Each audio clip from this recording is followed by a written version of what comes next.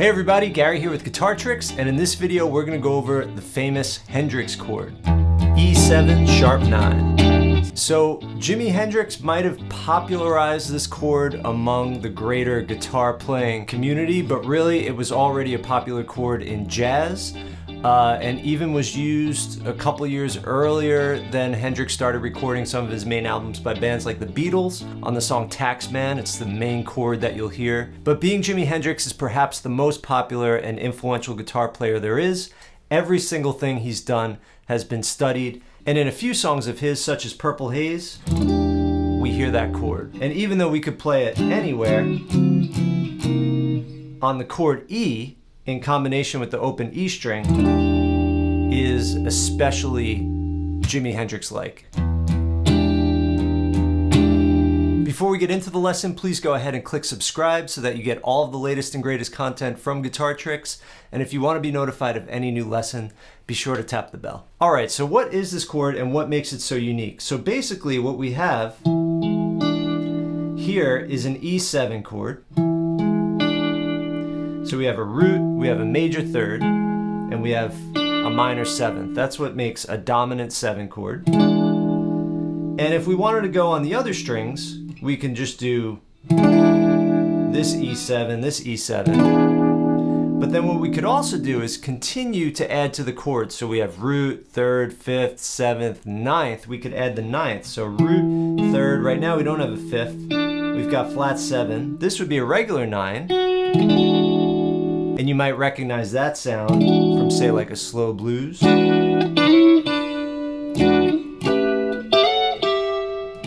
Right? But what he did, and what other people have done, and what you could do right now, is take that 9 and make it a sharp 9. That means just go up 1 fret. So now we have this.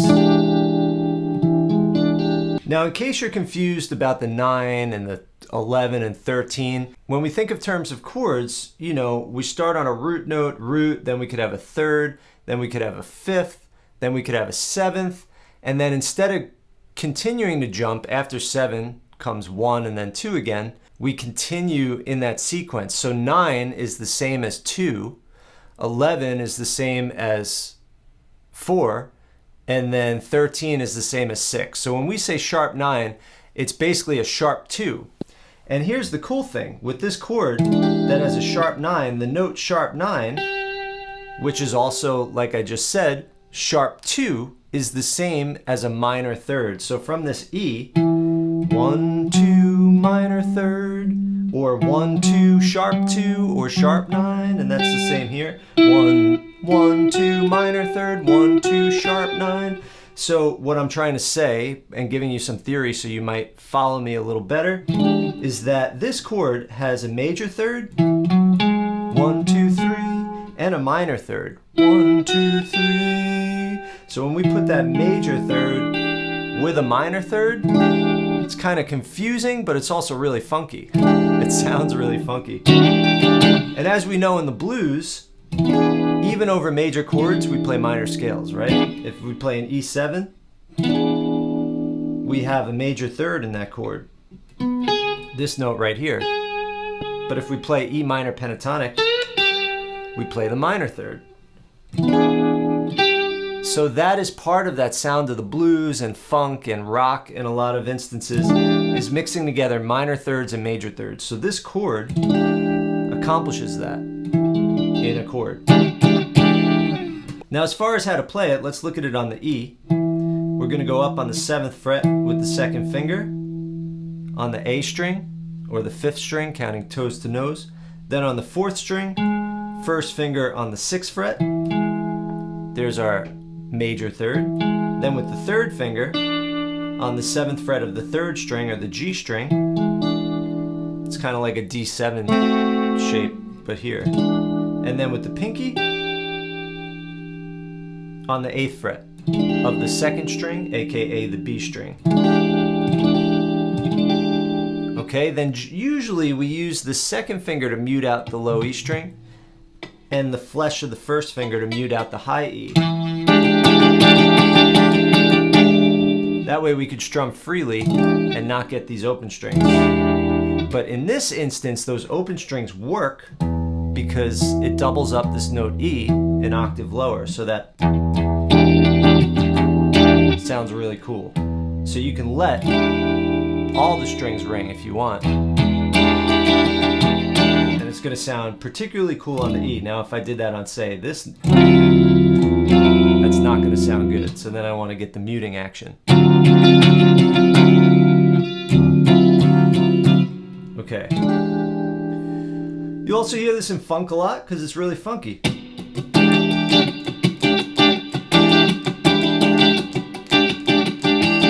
So this chord works really well if your home chord is a dominant 7 chord and you want to get more of a bluesy, funky kind of a sound. So let's say we were just going to play like E7 to A7. Very kind of classic, jammy, kind of 1-4 progression. Well, now I'm going to play the 1 chord as the sharp 9. Gives it a little more funk.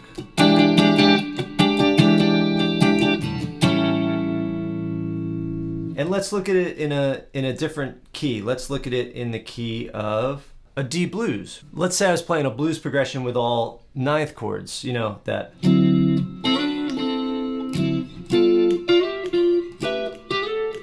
On the 1 chord, I'm going to do sharp 9. 1, 2, 3, 4.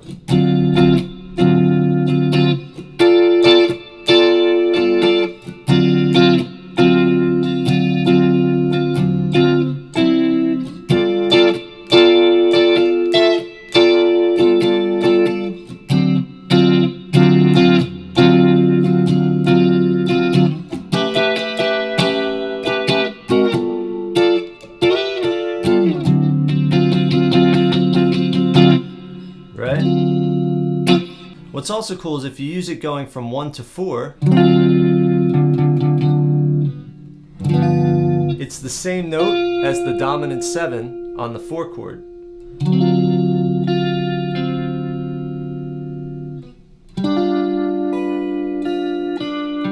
Cool, right?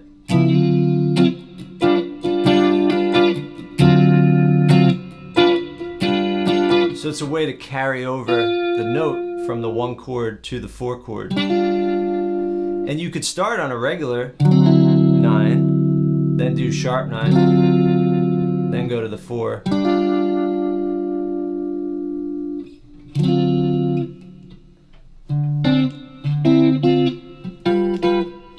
Or there I did D7, then D9, D sharp 9, then to G7. So I went, that became my melody.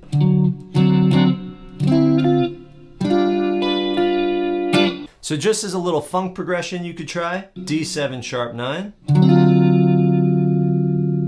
to this voicing of G7.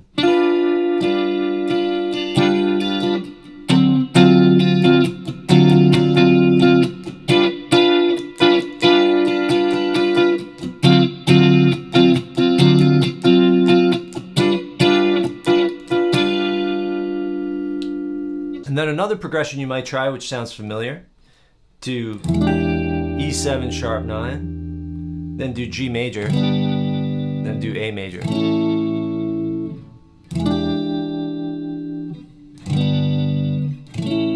And then what I did in the intro is I did E7 sharp 9, A to G. So E7 sharp 9, A major, G major. And what I did there was kind of an example of reinterpreting another chord progression, right? So you could take chord progressions that you learn and just maybe change the chord voicings, change the order of the chords, and suddenly you have your own thing. All right, everybody, I hope you enjoyed that lesson. Let us know what you think. Leave a comment. If you want to see more like it, please subscribe. If you want to learn more about the blues and Jimi Hendrix style and all that stuff, go to guitartricks.com. Have fun, happy playing, and I'll see you in the next lesson.